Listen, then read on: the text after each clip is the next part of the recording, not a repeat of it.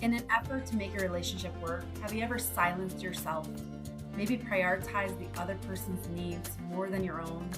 Or even downplayed what your own needs and desires are in an effort to keep everything smooth and working? This can work for a little bit, but over time, resentment builds.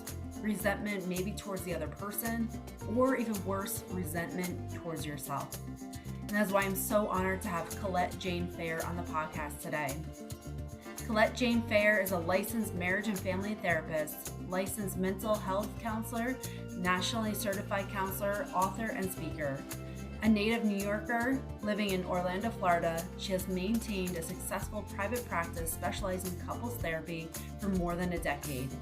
She is an ICEEFT certified in emotionally focused therapy, the gold standard in evidence-based treatment for couples, and is the past president of the Central Florida Association for Marriage and Family Therapists. Her career is dedicated towards helping people improve communication and create more securely attached, emotionally connected relationships.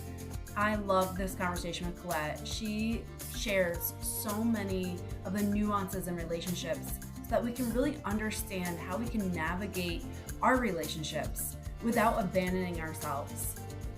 There are so many golden nuggets in this conversation that can really help you navigate relationships better and really honor yourself in the process. All right, welcome back to another episode of Rewiring Health. I am so honored to be joined by Colette Jane Fair. So thank you so much for being here today. Thanks for having me, Kelly. Yeah, I am very much looking forward to this conversation. I was just chatting with you for a little bit, but relationships can be so complex. And especially when maybe we are people and who have the propensity to abandon ourselves, which is many people that listen to my podcast. I've been there. I'm still recovering and working through that. But we're going to talk about all those things. But before we get into that, can you tell me a little bit about your story and what led you to helping people in this way? Yes, thank you. I love talking about this because this is really my passion. I've been there too, and I am also a work in progress, despite being a licensed couples therapist, and that this is what I do all day, every day. That humanity cannot be overcome by your professionalism or education, right? Because it's all in our nervous system. Mm-hmm. But I actually got into this work specifically because of my own failed first marriage and very difficult divorce. And specifically because before I got divorced, and this is now 20 years ago, we went to a marriage counselor and it was a really bad experience. The person wasn't properly trained or qualified, in my opinion, to work with couples. And I didn't know anything about psychology or therapy at that time, but I could feel it even then, just the felt experience being in the room with this person. There were some things that were really unethical, borderline unethical. And, if I knew what I know now, I would have probably even reported the person. But suffice to say, it was such a bad experience and it did more harm than good that I came away feeling like, wow, this is such important work. And people who do this need to be really well trained and so careful with people and so ethical because people are inviting you into their private relationship, the most important thing in the world to them. And I really wanted to be able to help other people, those who do want to stay together, because that's not everyone, but for those that do, to be able to find their way back to connection. And I went to grad school after I got divorced, and it was a very difficult journey, but that's what first propelled me into this field. Oh my gosh, yeah. And it's just like the sensitive subject matter. I mean, you talked about like having couples. Like, I mean, that's there's so many nuances to that and so many perspectives and things that you're working through, and it's so complex that you have to come out with that from a very like sensitive perspective. And it's such a shame that you had that experience, and unfortunately probably many others did with that therapist. And like, I think it's so inspiring that now you know what it should not look like, and to do everything to help people get into a place where they can feel at peace in whatever that looks like for them. Exactly. And unfortunately, this practitioner is still cooking around. And, it is what it is. But I often hear people say, well, we went to couples therapy and it wasn't helpful. And not that everyone can help everyone, right? Even when you're doing it right. But I use a method called emotionally focused couples therapy, which is the gold standard in evidence-based treatment. And it's really about attachment, Mhm. strengthening the attachment bond, helping couples get out of those stuck interactional cycles where Mhm. they're really going into some kind of fight or flight and protecting themselves and then triggering one another into a place of disconnection. So we try to de escalate that pattern without judging or making one partner the bad guy. You Mhm. know, just really understanding the emotions that come up, the distress, learning how to regulate your nervous system, and to be able to send clear messages to your partner that honor yourself instead of abandoning yourself to keep the peace, and also honor the relationship. Yeah. Oh, I love that. And like you talk about attachment, can you talk about like are there attachment styles that people need to be aware of? And can you dive into that? Because I know that's a big aspect as far as like our subconscious beliefs and what we pull into our life. Can you Yeah. talk about that and how that impacts us and we may not even be aware of it and that it's Yeah. very much ruling kind of what's going on? Yeah. So, and attachment styles have become so popular, and I have kind of a nuanced approach to it. So, first of all, you know, the mainstream kind of pop culture version of attachment styles, there's really four, but people don't tend to get into the disorganized style as much because that's complicated. That's kind of a little bit of push and pull. But the main, obviously, we're all trying to be as securely attached as possible. And that's really when we feel a sense of emotional safety. We feel confidence in our bond. So little things don't tend to trigger us as deeply. And this comes from couples being sensitive and responsive to one another, accepting of each other's emotions. You know, I express my needs to you. I don't demand them. I don't expect that every need I share will get met, but I expect that you, my partner, will listen. You'll make an effort to understand me, that we'll have an open dialogue, and that you'll share your needs with me, and I'll be just as responsive. And I do want to say for everyone that, you know, you can be securely attached in one relationship and not as securely attached in another.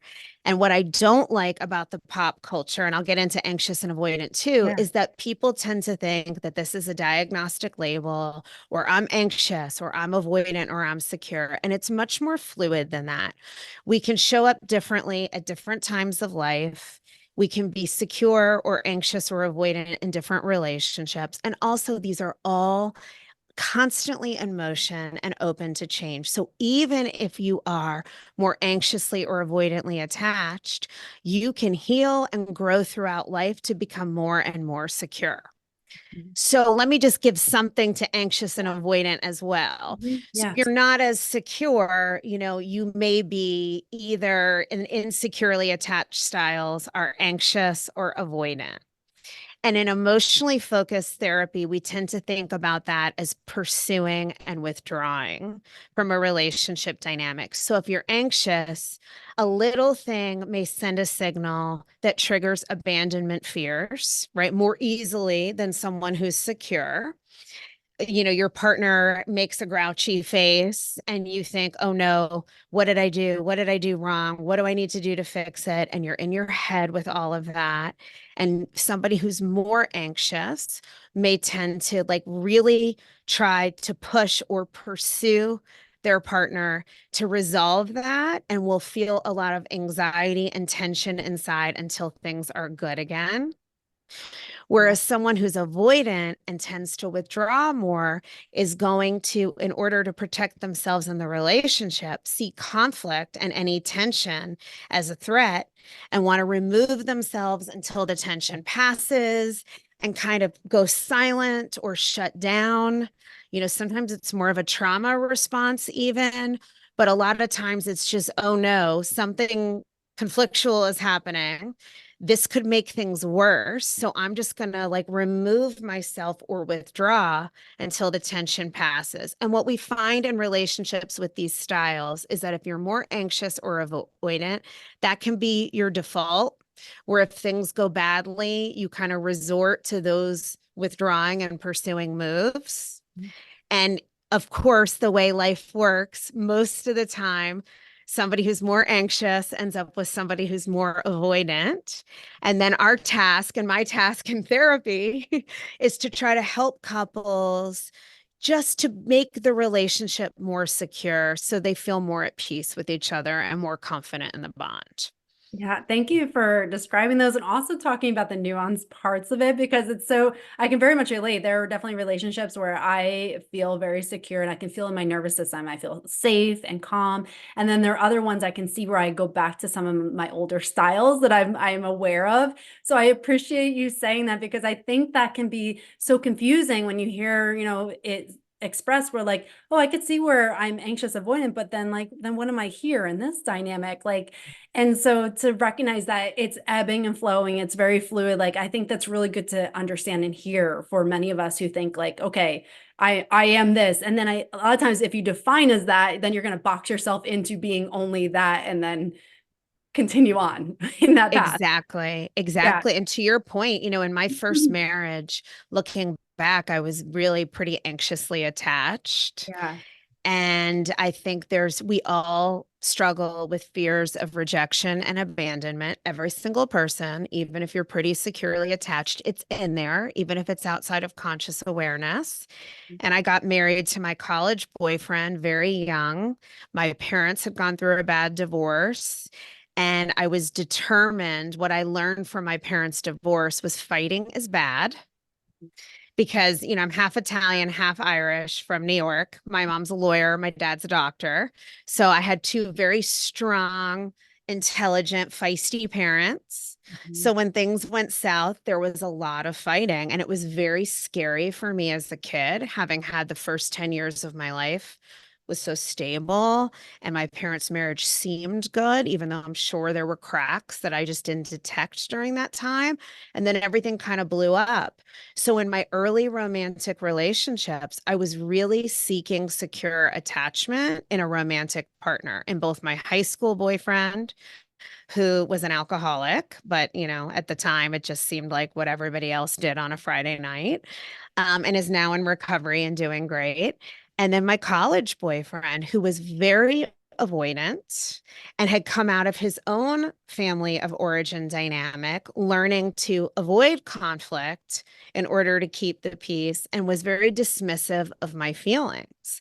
So I just learned, and coming back to tying in some of the self abandonment, that like I needed to do whatever made him want to be close to me. And that usually meant trying to be the cool girl, the phrase that was coined in the film and book Gone Girl about a decade ago, right? The girl who like doesn't care, never gets upset, doesn't have a lot of needs. Mhm. She's so cool. Everyone wants to hang out with her.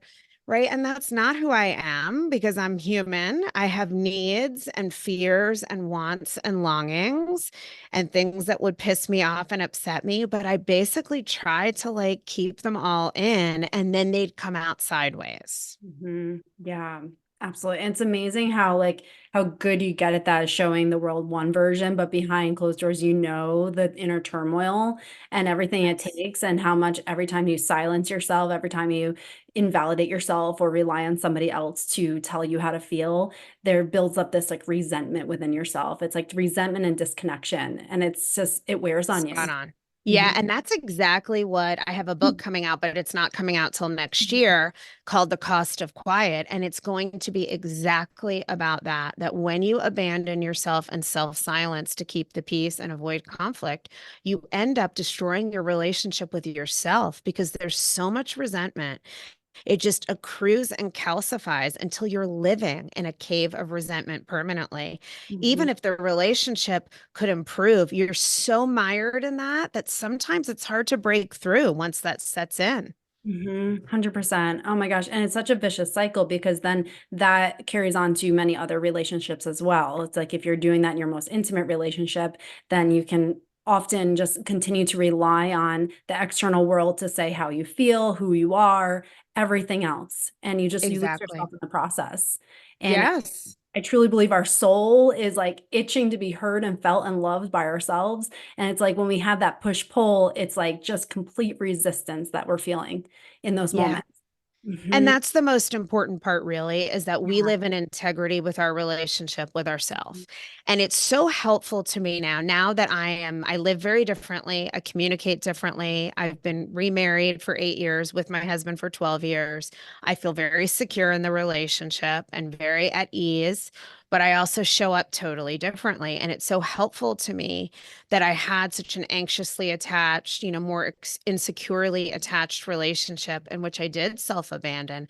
I learned from that I can't do that to myself again, no matter what kind of relationship I'm in. And I really learned through the like a little test tube, if you will, of those years in the middle when I was dating and having some people who are not emotionally available enough for me to communicate my needs and feelings, and having to really choose to stick with me and say it anyway, even when it wasn't received well. And ultimately, one relationship in particular, I walked away from someone I really loved because he could not even honor smaller boundaries. It was always like, I don't know what you're talking about. This isn't a thing. And it's easy to say, screw that when you're not involved. But when your heart's on the line and you feel in love with someone, it's very hard not to just say, well, do I really need that?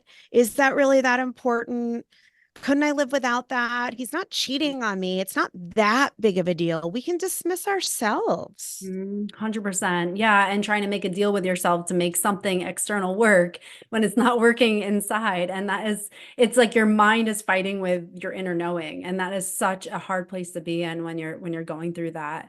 And just continuing on with that until you do wake up. And I love how you say that like you wanted something, but then it's like when you would set those boundaries and then it finally ended, like you're loving this person, but then you're also kind of letting them go in the process. Can Yep. we talk about that a little bit more? Because I think this is something that isn't talked about enough. Like, there's so much I empowerment, agree. like set boundaries, love yourself, really embrace yourself. But then we don't talk about the backlash of those boundaries. The when you do stand for yourself, when people were used to you caving, what that does in dynamics, what that does externally. Can you talk about that experience? Yeah, you're right. We don't talk about it enough. It's really difficult. And it's one of those things that the only way to get more comfortable choosing yourself, because that's what I see a boundary is just choosing yourself over and over and in small ways, right? Many of us have boundaries, even if we haven't stated them explicitly. Like, okay, if you cheated on me, or if went off somewhere for the weekend and didn't call me, more extreme things that were like, I wouldn't put up with it. But what about the little things? What about when somebody, let's just take something small from like a dating thing. What about when somebody says, oh, I don't really, let's say you're dating and somebody expresses to a partner, I really like to talk on the phone. I don't want to just text. That doesn't feel connected to me. And that person you express that to just kind of continues to go, oh, yeah, yeah, okay, but nothing changes. Or, I'm busy. And I do love to think about, I don't even know if you're familiar with this because you're probably a lot younger than I am, but about 20 years ago, this book came out, He's Just Not That Into You. I Do you read that. remember Yes, that? I do Yeah, remember yeah, that. Yes. yeah. Yep. And, that was kind of the beginning. And obviously, it doesn't have to be male, female. It can apply to any and all relationships. But if somebody really, if you're important to someone, they should want to hear your feelings and needs. They should want to make an effort for those things. And it doesn't mean we're asking anyone to abandon themselves either. But if I'm dating you and you tell me, hey, Colette, I'd really love to like chat here and there and not only communicate by text, and I'm invested, I'm happy to say, okay, I'm just flying around like crazy, but I can make time for you because you're important to me. So, what do you do if it's something like that that matters to you and you're involved with someone who just doesn't seem to care? And sometimes they just can't hear you because their own defenses are up. Mm. This is when you have to really dig deep and decide, how important is this to me? And really be honest with yourself, because it may mean losing a relationship, it may mean pulling away. But I have to say, once I changed my attitude towards this and started, you don't want to fight every battle, but if something really matters, then I am going to fight to be heard. And it's my job to show up as clearly as possible and then to make decisions based on what I receive. So, what I think it really comes down to is you've got to process with yourself first how you really feel and be honest and what really matters. Mhm. And then when you do that, you have the clarity and the confidence to come forward with a clear signal, meaning you don't let your emotions hijack you. You allow your emotions to be, but you speak for them, not necessarily through them. And you let someone know, when you don't make time to call, I feel hurt and disappointed because I've communicated it. And then it sends a message to me that I'm not that important to you. And that makes me question the relationship. You may think it's not that big of a thing, but to me, it does matter. And it also signifies more about our relationship and our patterns, Mm. right? So you come forward like that and you still may not get hurt. I think this is the biggest thing that people get frustrated with. Everyone wants to know, well, how do I say it so I get through? You're clear, you're vulnerable, you're honest, and you're kind. Those are my 4 principles that I think we should always be communicating with. That gives you the best chance possible to be heard, but it doesn't guarantee that you're heard or you get what you want. What it does guarantee is that you're giving yourself the best chance that your needs will be met, and you're going to get information about what this partner can and can't offer you, and you can make decisions with that information. Yeah, thank you for that explanation. I think it's really so important what you just said, because it's not about controlling what the other person is going to do. It's about empowering yourself.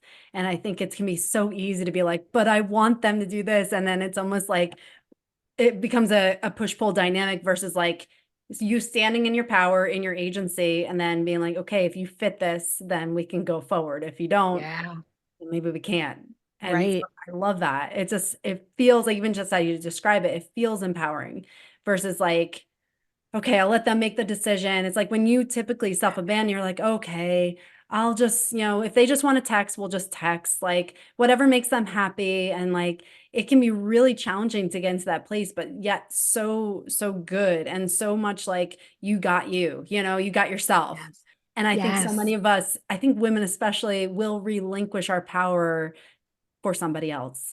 Yeah, we're conditioned to be people pleasers, to be Mm. nice, to be Yeah. kind, to not make people feel badly. And, this example I just used, I went through, Mhm. and I really, I had moments where I found myself begging, essentially, over explaining, pursuing, trying to get the person to do what I wanted them to do because I didn't end the relationship. But the difference is, that as I was more accepting of myself and more self aware, I noticed what I was doing. I gave myself a lot of grace and a lot of compassion, that the relationship was important to me. And of course, I was wanting to make it work. But I was also able to see that I was crossing a line for myself, and I finally just said, look, like this is important to me. And I find myself doing these things and I don't want to. And if this is something that you can't or won't do, then I think it's just not going to work for me, that my needs probably won't be met in the relationship. And Mhm. ultimately I had to let the relationship go. So I was sad. But to your Mhm. point about empowerment, I felt so strong and good that I showed up for myself, that it was 100% worth it. Yeah, I love it. And thanks for sharing that too, because I think it's important to know that like you can feel empowered and still feel sad. Those can coexist.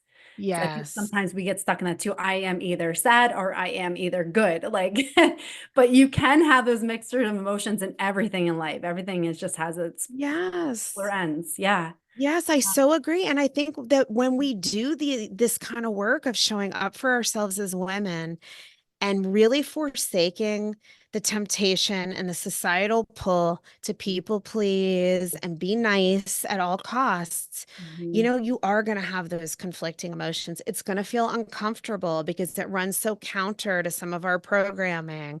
You Mhm. may lose a relationship or a friendship or, something. You may upset someone, but we've got to develop a muscle to tolerate discomfort too. And that's a big part of walking the boundary walk.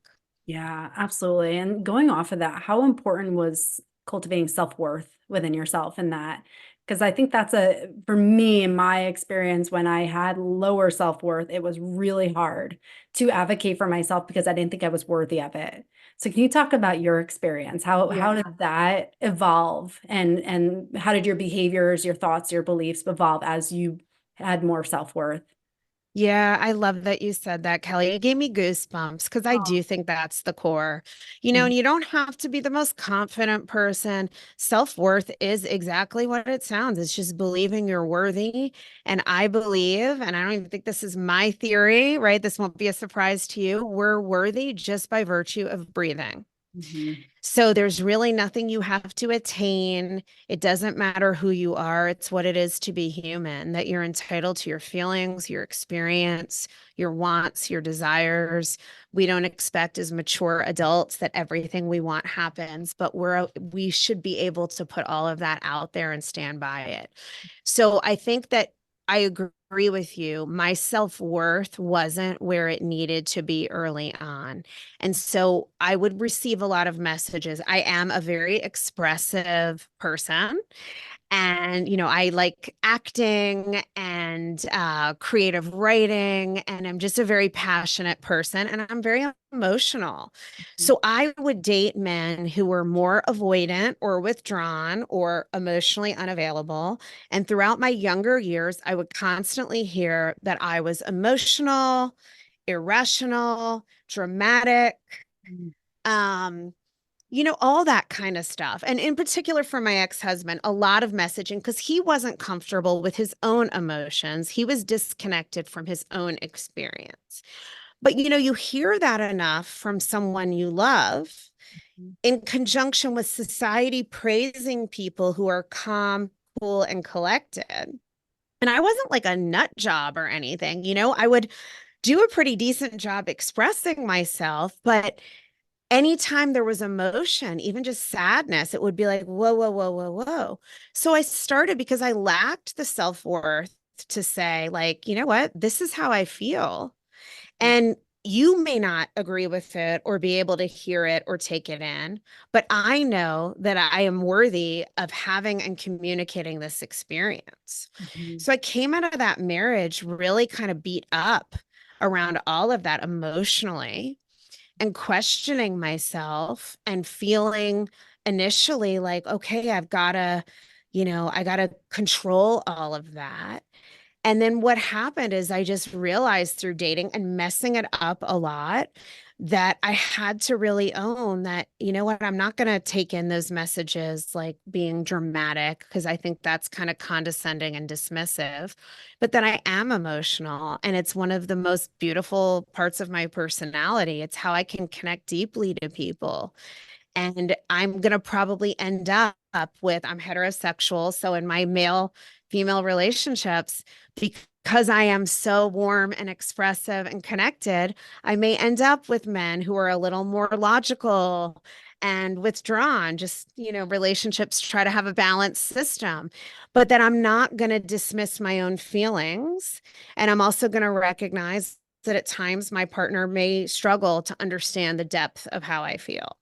Mhm. And so that as you do that, as you choose to, even in a small example, say, hey, you know what? I'm tempted to sweep this under the carpet, but I really feel like I need to tell you how I feel. and I'm a little scared to tell you. And it's really good. I encourage everyone to name their fear in the moment when you share something with a romantic partner or significant other, because it helps, as you know, it helps regulate your system to name that fear in the moment. And it also helps regulate your nervous system to name and organize your feelings. And every time you do that, not only do you build your confidence in communicating, but you build your self-worth. Every time you show up for you and stand in your truth and that empowerment, you feel more worthy inside. And now I feel like my self-worth is here. I mean, I just had my 51st birthday yesterday. And I posted a picture of me in like a bathing suit with fat rolls. If you had told me that I would do that, you know, 35 pounds ago and 20 years ago, I would have been like, no way. I just feel comfortable in my own skin. And that's been lots of reps of doing these hard things. I love that. And I feel like that's contagious. Like, I think if more women could just be, here I am, like that, I love myself and I don't care what your judgments are or anything. Like, I know who I am. I know my truth. That's like, that is so contagious. And I think that needs to be expressed more so in this world of like, you don't have to obtain all these things to be worthy. Like, you have it right here and you just have to own it. And there's just so Yeah. much that's in that, and that it really becomes contagious. So I appreciate you sharing that message, because I really believe that, like, hopefully some female listens to this and is like, oh, okay, like, I can enjoy my life. I don't need to lose, weight. I don't need to make more money. I don't need to get a different job, have a different title. Like, I can start living my life and enjoy it right now and be worthy right now. So Yes. And I, feel worthy. And yeah. I think that, oh, along those lines, we do probably still care if we're honest to some degree. And I think that's important to say too. I'm not so confident that as I posted that picture, I didn't think like, oh God, people are going to like see how fat I look in a bathing suit. I mean, just to be honest, of course I did. That goes through my mind. But then my answer to that is, you know what? It's okay. It's okay. Like I'm doing this for me. And that does hurt a little, that thought, but I'm still going to take the positive, empowered action. So I also think it's important that we really share that nobody, unless you're a sociopath or a malignant narcissist, nobody doesn't care at all or feels perfectly confident. We're human. We have self doubt. We get insecure. But I think what makes us feel more worthy and have greater self esteem and self worth is doing it anyway, choosing to love yourself. I think it's a real action. Yeah. Yeah, I love that. And I love how you said that like fear is natural, because it's not about being fearless. It's about recognizing fear and, like you said, doing it Doing anyway. it anyway. That's like, now you're choosing it. You're not letting society like say, oh, I shouldn't do this. Like Yeah, if you feel confident you want to do that, like that's your choice, even exactly. if it's fearful. So I love Yes. that. Thank you for sharing that. Yeah. And I don't know, did you ever read the book by Susan Jeffers, Feel the Fear and Do It Anyway? I haven't read that one yet. I'll Okay, have to it's do it. from 30 years ago, Yeah. but it changed my life. So, for some of your listeners, it's been reprinted. She has since died of cancer. She was an amazing psychologist, and it's such a foundational book for me. I think I read it right after my divorce, and I was like, oh, I can be brave and afraid. Mm, And I'm a very fearful person. I really am, but I'm also a very courageous person. So it really is like we don't have to get rid of fear. We just have to be willing. yeah, absolutely. Yeah. And to learn and grow from that as well, like recognize it Yeah. and evolve as we go throughout that. Yeah, I love that. Yeah. I want to dive into something that you talk about, Yeah. because I think this will be very interesting for people to hear more about. Yeah. Good segue here, but red flags and green flags. So can you talk about that with dating? Because I think this is something, I haven't dated in a while, but like, that would have been something that would be useful when you're going through that. What are the signs that I'm looking for that this feels Mm. right, is aligned, or maybe this is not aligned? Yes. Oh my gosh, yes. So I wish I had figured out my own red and green flags back when I was dating. But like most things, you learn through trial and error, right? So So true. I think there's nothing more important in a relationship than emotional responsiveness and attunement.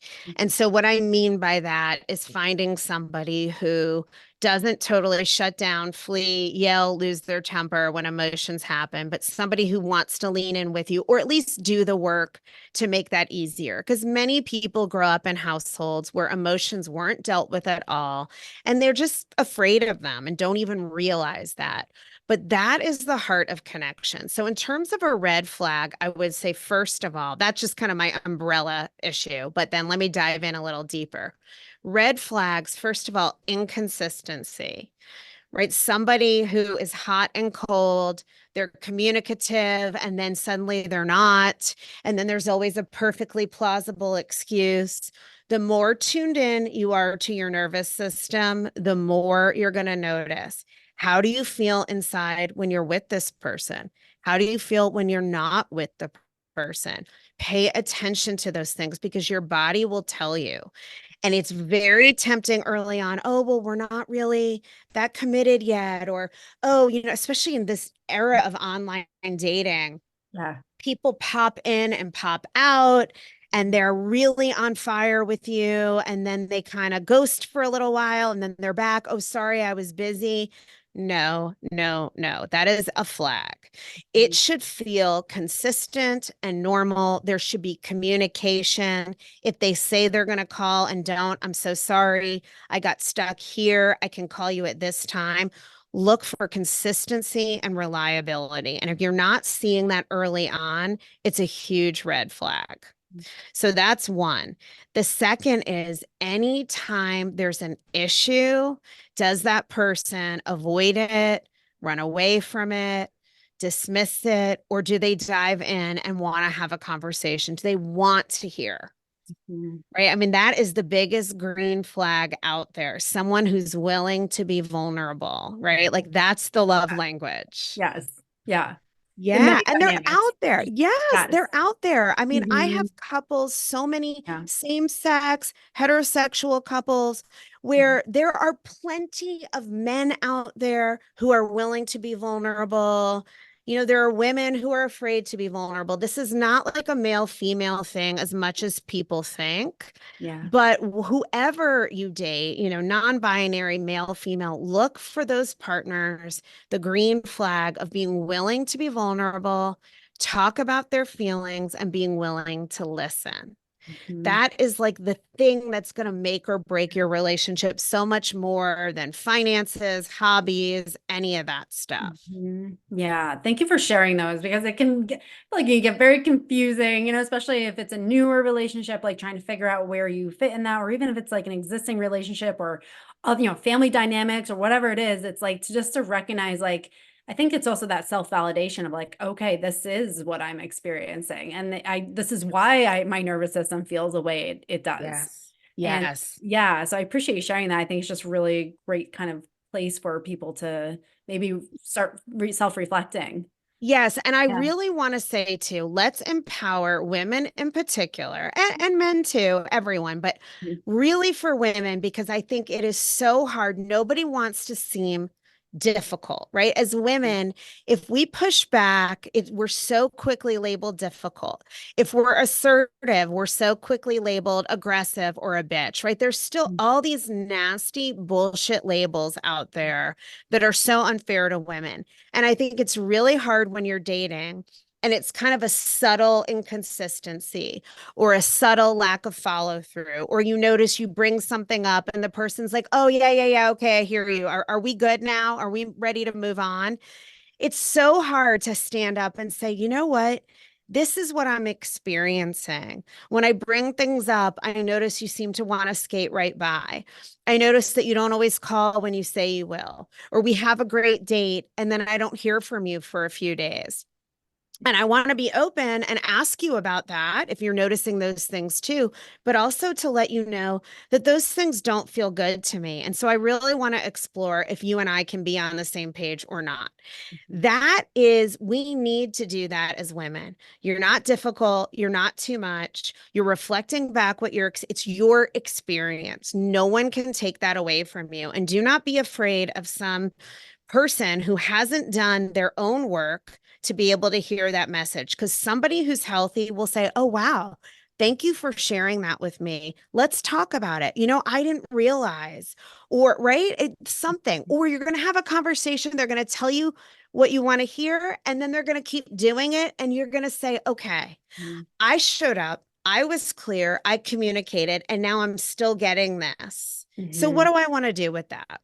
Yeah. Oh my gosh, so good. And it's like such a great message too, because a lot of the people that self-abandon, myself included, you tend to be more empathic. So you can be very susceptible in relationships where you're maybe placing the blame on yourself. Like, oh, they didn't call me. Did I say something? Oh my gosh, did I not do the right thing? Like, was it something I said or wore that night? Like, you can very much put the blame on yourself. So Totally. yeah, so I think it's so important, that message you just said of like realizing that if you're doing the work and someone's healthy on the other side, they will receive those things. Like, Yes. I think we all need to Yes. hear that in so many dynamics. And like, Yes. it's not our fault if they're not receiving them, and not Right. open to that. Exactly. And that's the value of saying it clearly, Mhm. kindly, vulnerably, and honestly, Mhm. right? You're not saying you do this and I really hate it and criticizing and blaming, but Mhm. you're also not being passive aggressive about it and hoping they're going to read your mind and figure it out, Mhm. because nobody can. It's hard enough to figure out what your own self feels and needs and wants and Mhm. thinks. Yeah. It's Yeah. just too difficult for other people. That's another big thing that younger people and even people my age and beyond, if they don't challenge those thoughts, it's like, well, I said it once, or, you know, this is how relationships go. Everybody's got different expectations. Some people grew up in totally detached, disconnected homes. They don't understand constant communication or connection. They've never even learned that. And they may be very open to it if they understand why it's important to you, or they may not, but they Yeah. won't know if you don't tell them clearly. Yeah, absolutely. And then even if it doesn't work out, I know it's like this, that communication. If you speak, you're like, well, I said what I could say. And then it frees you too from being like, I put in everything I could have done. I couldn't have said anymore. So they took it as they took it. So Exactly. yeah, And you feel yeah. good that you communicated in a really mature adult way. Yeah, absolutely. And then you can also rest easy too, going off of that. Like, I've had a situation where that I did was not met with very nice energy and very, some awful things were said, but I'm like, I'm going to stand in my space. I will be respectful. I will be very stern with what I say, but respectful.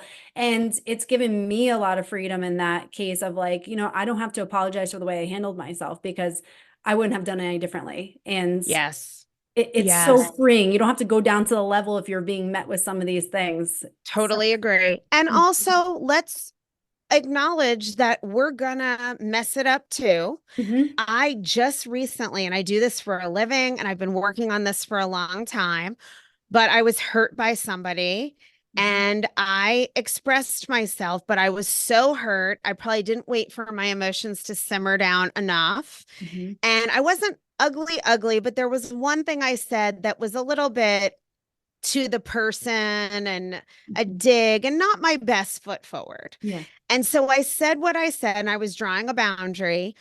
And then I sat with it over the next few days. And I was like, I still believe everything I said in terms of like what the boundary needs to be and where I felt that this person had disrespected me. But I didn't like the way I communicated all of it.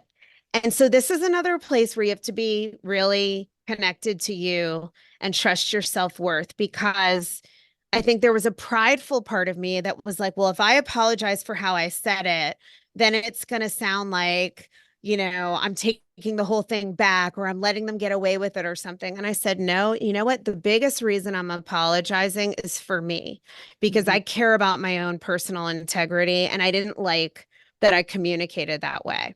And so I wrote this person a note and I said, I just want to say that when I communicated this to you, I think that I don't like the way I said it. I shouldn't have said this. I shouldn't have called you this. That was beneath me and not fair to you. And so for that, I'm sorry. Mhm. And that felt good to me because I took accountability for the part where I didn't handle myself well. And the person accepted my apology, but then also, interestingly, didn't apologize for anything back, didn't address it. And the reaction I got to everything was, wow, you're so upset with me. This seems like a little over the top.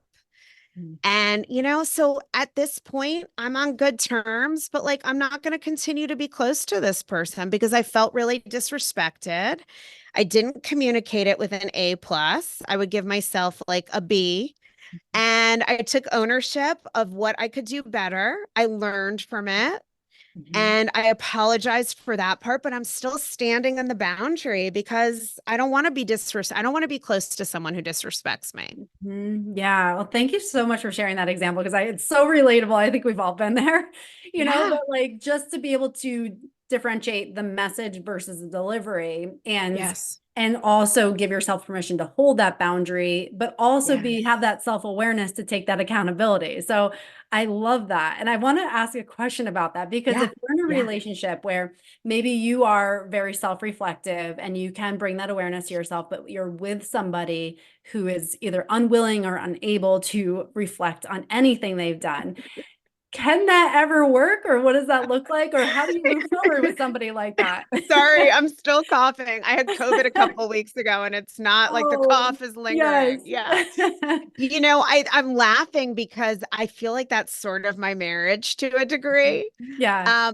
My husband is a CFO numbers guy. He's Mr. Spreadsheet. He's willing to try, but it is not his natural wiring. Mhm. He's developed more self-awareness, but it's never going to be his default. He just doesn't have that. Like, we're therapists. Like, I feel like therapy attracts people who really are aware and want to be more aware and tune in. So I think it can work, but I think there's got to be some acceptance that Mhm. not everyone is going to be as adept at that or as inclined that way. But also asking a partner, can you make some effort, even though this isn't your way? When Mhm. I bring something, are you willing to reflect on what I bring? If I have a legitimate complaint and let's say you don't agree with me, are you willing to give it some thought and consideration? Mhm. I'm always like, I want to work on myself forever. Even if I weren't in a relationship, it's just like I'm my biggest remodel project. Oh, I totally get it. Yes. Yeah. And my husband's not that way. And I'm not going to be able to change who he is, but he's willing at least to meet me in the places that I ask him to go to look at what can strengthen the relationship. Now, if somebody's not even willing to like hear you and self-examine at all, I think that's tough. If Mhm. you grow beyond a partner, that can really lead to a relationship organically dissolving or at least becoming very disconnected over time. Yeah, yeah, I love that. I love how you talk about the willingness. Like, even if you don't have maybe the capacity or it's not something that's natural to you, but Natural. just having that willingness to listen to your partner and respect them enough to at least put in some effort. Yeah, And it, yeah, yeah, I exactly. yeah, I love that. And I appreciate you saying that because like again, it's nothing is cut and dry. Like relationships are so nuanced. So there's not like any prescription for how you handle anything, but it's like these messages of like, okay, what's best for me? And I think that's the overarching like theme of a Yes. lot of this is like, how can I be aligned with my truth and be able to be in my own agency and be okay with that? So Exactly. And I love that. all these things we're talking about, Mhm. owning when you mess up and apologizing for that part while you stand in your truth, Yeah. saying something that you'd rather avoid because you think you're not going to get a good reaction. Every single time you do one of those things, Mhm. that's what builds your self-worth and your Mhm. self-confidence. Absolutely. And then starts to rewire the brain that maybe you've had for 40, 30, whatever years that Yes. wasn't doing that. So you literally start to rewire yourself as you're doing that, which is so Yes. profound. And then it becomes more the natural state. So I Yes. love it. For somebody who's listening and they're like, okay, what do I do? What's my first step? What's something I can do today to just move myself forward just a little bit? What would you say to that person who maybe has self-abandoned for much of Mhm. their life? They feel kind of disconnected from themselves. They feel maybe some resentment because they've done that and they want something different. They want to feel more free and really get in touch with themselves. What can they do today to start that? I love this question. I think it all starts with how you talk to yourself inside your head and Mhm. to really start with self-compassion. And this is something, many people beat themselves up, Mhm. dismiss themselves, they make a mistake, they're so hard on themselves, and often this is the vestige of childhood part of self that developed when you didn't have a wise, loving, mature adult that is you to be there with you. We develop as kids ways to try to motivate ourselves to do better, to avoid the wrath of an angry parent, and then we carry those voices into adulthood. And what people don't realize, even though it's so default, is that if today you start to tune in and just notice your dialogue, and every time you say, God, what an idiot, why did you say that? You notice that and you go, oh, wow, right? Mindfully aware, not judging yourself for saying that, just saying, there I go, telling myself that I'm an idiot. What could I say instead that would be kinder and nicer? And I like to, and I'm sure you have this same thing, I like to have people think about what would they say to their daughter, their sister, their best friend, because we have an easier time accessing that compassionate voice when we think about somebody else we love, and a much harder time when we think about doing it and giving it to ourselves. But it Mhm. is as simple as saying the positive, compassionate message to yourself, either out loud. Talking to yourself is very healthy, or internally, your subconscious mind believes whatever it hears repeatedly. It doesn't discern context or it doesn't care. If you tell your subconscious mind Santa Claus is coming on July 25th now instead of December 25th, eventually that's going to seem like the truth. Mhm. So, whatever it hears, and it's really hard to find the courage and the willingness to like step up and really show up for yourself if you're constantly beating yourself up in your own head. So Mhm. I would really start with writing a couple of affirmations, positive statements that are self-loving around things about which you feel insecure, or repeated things you tell yourself that are negative, and say those things 3 times a day for 30 days. And you're going to notice a difference between how you feel about yourself in that area today versus how you feel 30 days later. And keep doing that, Mhm. because that's how I really got here, is by changing the way I talk to myself inside. Instead of being like, God, Colette, that is so dramatic. And maybe you shouldn't feel that way. I started saying, you know what? I'm feeling intense emotion about this for a reason. My system's telling me something. Let me Mhm. get curious. Let me care about my own feelings. I have a right to this. This is important. I completely changed that inner dialogue. Yeah, thank you so much for sharing that. Sometimes it's just that little foothold that really just allows us to change the trajectory of our life. So I appreciate you giving someone just something so tangible that they can start doing today. So thank you. Yes, yes. And shout out to the book Self Compassion by Kristen Neff, which Mhm. I don't know if you've read that, but it's a I haven't read that great, one yet either. Yeah. yeah, it's really good. And she was Mhm. sort of the foundational researcher on self-compassion. And she gives a lot of information on how to implement this and change your inner voice. And it's just a really great book. Yeah, amazing. It's like amazing how books, like I'm a big reader myself, they can change your whole life once you read them. So Yes. I love that you shared two good books that people can also Yeah. grab as resources. And also, for someone who want to connect with you, where can they find Yeah. you and share that? Yes. So I am on all the social media platforms, Instagram in particular, at Colette Jane Fair, Mhm. and Colette with just one L, Fair is FEHR. And my website is colettejanefair.com. And I will have a book coming out on this topic, on really showing up for yourself and communicating for connection, called The Cost of Quiet. I'm breaking the cycle of conflict avoidance, but it will not be out till next year. So if you follow me on Instagram or sign up for my newsletter on my website, you'll see information about that. And then I also have a podcast that I do with a co-host, Laura Bowman, who's another licensed therapist. And this is specifically for for women at midlife.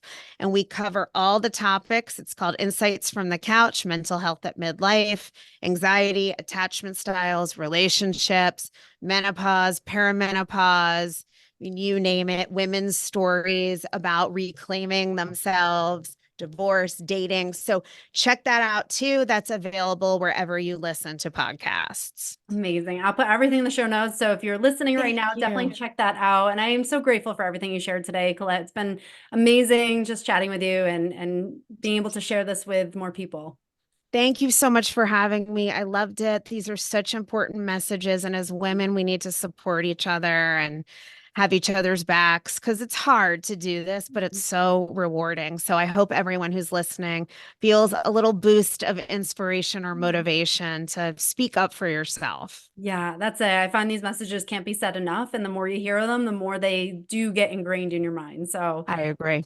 again, thank you so much. I've truly enjoyed this. Thank you, Kelly. Me too. Thank you so much for tuning in to this episode of Rewiring Health. I hope you found our conversation both enlightening and empowering. If you enjoyed today's episode, please subscribe to Rewiring Health so that you never miss an update. Also, I would love to hear your thoughts. If you could take a moment to rate and review the show, it would mean the world to me and help others discover the power that we all have within us to create change and create the life that we truly, truly desire. Thank you so much for spending your precious time with me and sharing the energy of the show.